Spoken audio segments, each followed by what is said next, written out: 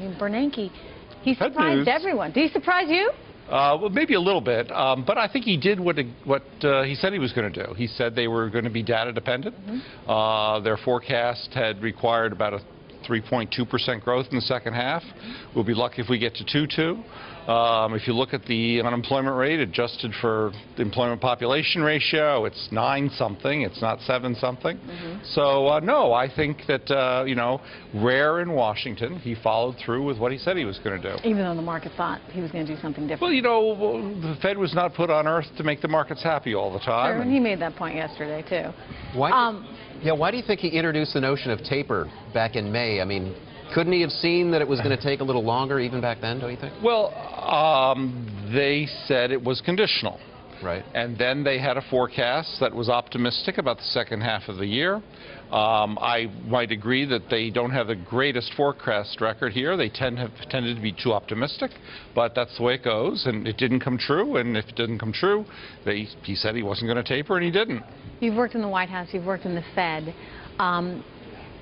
Handicap the chances of Janet Yellen for us. I mean, because there's been some talk that, you know, this is not the person that the president wanted. This is not the person that the White House wanted.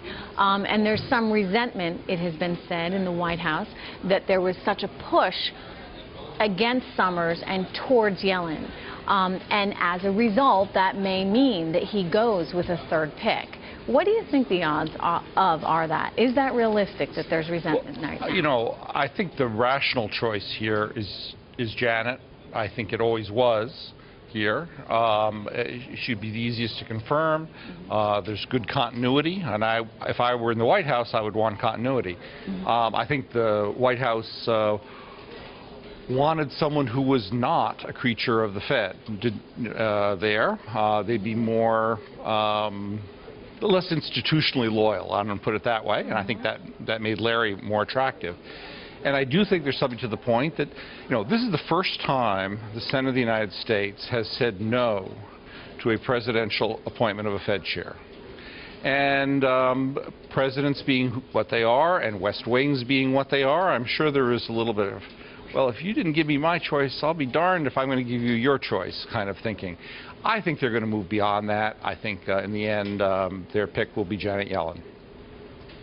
And how shocked should we be that a sitting president was effectively shut down by members of his own party on what was presumably his choice? Well, the president has had a bad few weeks, let's face it. I think he had a very unfortunate weekend in St. Petersburg. I think Putin continued to play him like a fiddle on the Syria thing all the way through the speech. I think that made him look vulnerable. That's not unusual for second term.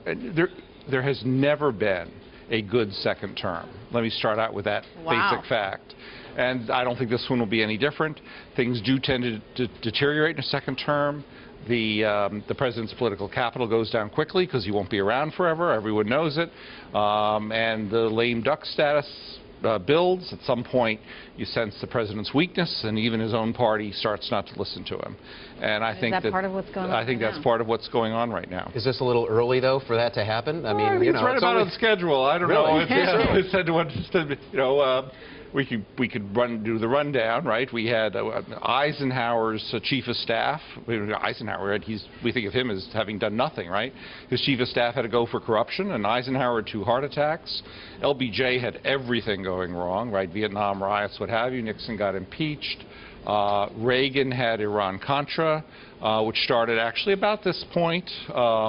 Clinton got impeached, and Bush had Iraq. So, you know, it's not a good track record. It's not a good term. Yeah, well, all those things that were great ideas in the first term don't seem so great when you actually get into the weeds and have to implement them.